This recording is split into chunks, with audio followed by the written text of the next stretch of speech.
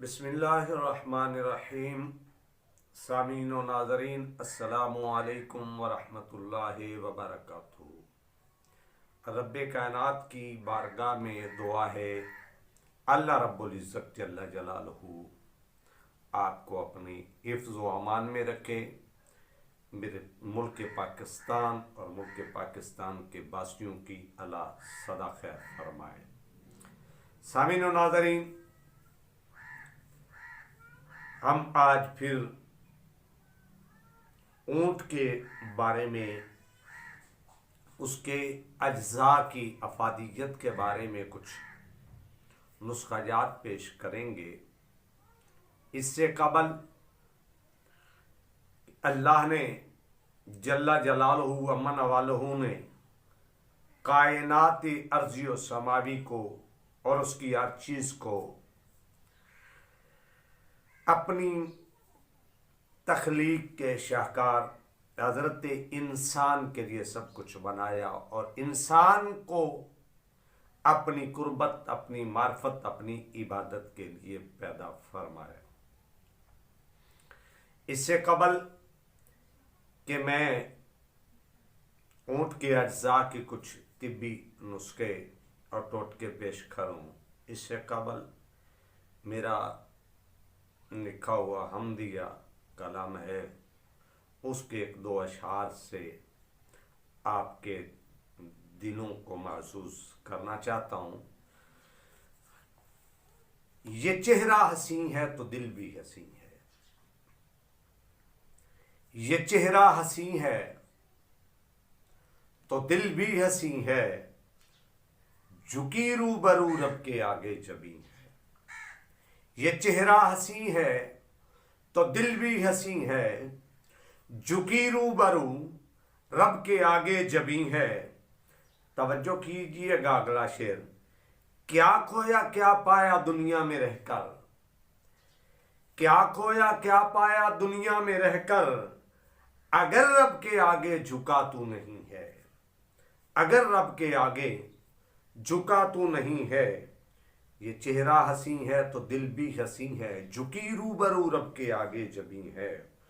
खुदा जानता है तू जिस हाल में हो, खुदा जानता है तू जिस हाल में हो, भला तू जहां में भी रहता कहीं है, झुकी रूबरू रब के आगे जबी है। ये चेहरा हसी है तो दिल भी हसी है। इसका मक्ता पेश करता हूँ, और चूंकि मैंने मजीद नुस्खाजात की गुफ्तगू करनी है। हुआ आज आला मेरा दिल भी आली, हुआ आज आला मेरा दिल भी आली, जो वो दिल के अंदर हुआ दिल नशी है।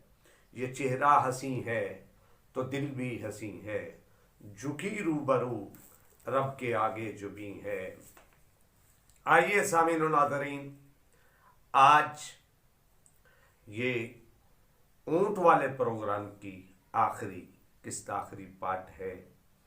और अगली जो अल्लाह रब्बुल इज़्ज़त ने 4 जानवरों के बारे में कुरान में जिक्र पर जोर दिया है, उनमें से चौथा जानवर मक्खी है। उसके बारे में गुफ्तगू अगली वीडियो में आप मुलाजा फरमाएंगे। आज ऊँट के अज्जा के जो नुस्खे हैं, तिब्बी फ़वाइद हैं, वो आपके समात व बसारत की नज़र कर रहा हूँ।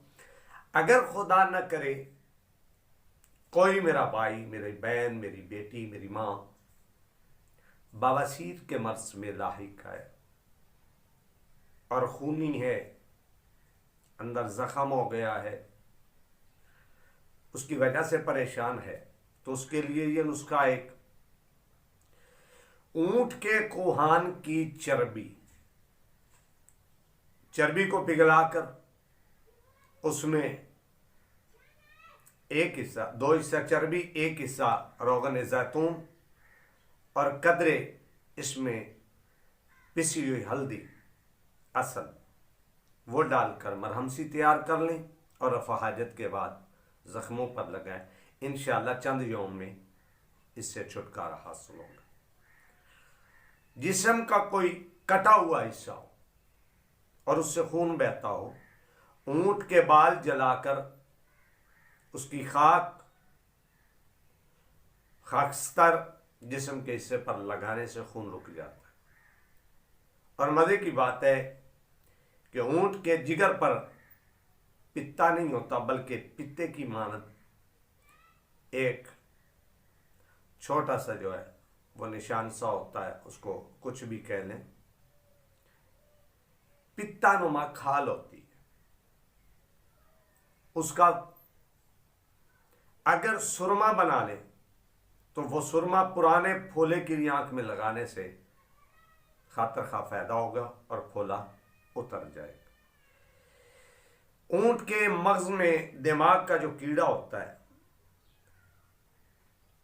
ये आसाब मगज हराम के आसाब के लिए बहुत फायदेमंद है। इसकी नस्वार मिर्गी के अमराज में भी फायदेमंद है और इसका सूप बना कर पीना भी मगज हराम के आसाब के लिए भी फायदेमंद है और मिर्गी के मरीज के लिए भी फायदेमंद है। और मजीद ऊंटनी का दूध अल्सर के मरीज के लिए मुफीद है। सुबह शाम 1 से आधा गिलास नीम गरम इसमें इलायची डालकर पीते रहना अल्सर के मर्ज के लिए इंशाअल्लाह 1-2 हफ्ता का इस्तेमाल फायदेमंद होगा और अल्सर का मर्ज खत्म होगा और दीगर मैदे के अमराज के लिए भी मुफीद है। इसका दूध मोटापे को भी खत्म करता है, चर्बी को पिघलाता है और इस दूध का नमक मोटापे के लिए और पेट के दर्द वगैरह और इमराज के लिए बहुत ज्यादा मुफीद है। ऊंट के नाखन जलाकर सिलानुर्रहम यानी खून इस्तिहाजा वाली औरतों को पीसकर कैप्सूल में सुबह शाम खिलाने से इन अमराज का खात्मा होगा। दीगर भी फवायद है, इंशाअल्लाह कभी मौका हुआ तो पेश करेंगे। आज की ये वीडियो आपने मुलाजा फरमाई। अगर हमारी वीडियोस से आपके इल्म में नॉलेज में इजाफा हुआ और फ़ायदेमंद है तो कमेंट्स भी ज़रूर लिखें और हमारे चैनल को सब्सक्राइब भी करें, शेयर भी करें, लाइक भी करें और ख़ासकर अपनी दुआओं में याद रखें। अगली वीडियो तक इजाज़त दें। अस्सलामु अलैकुम व रहमतुल्लाह।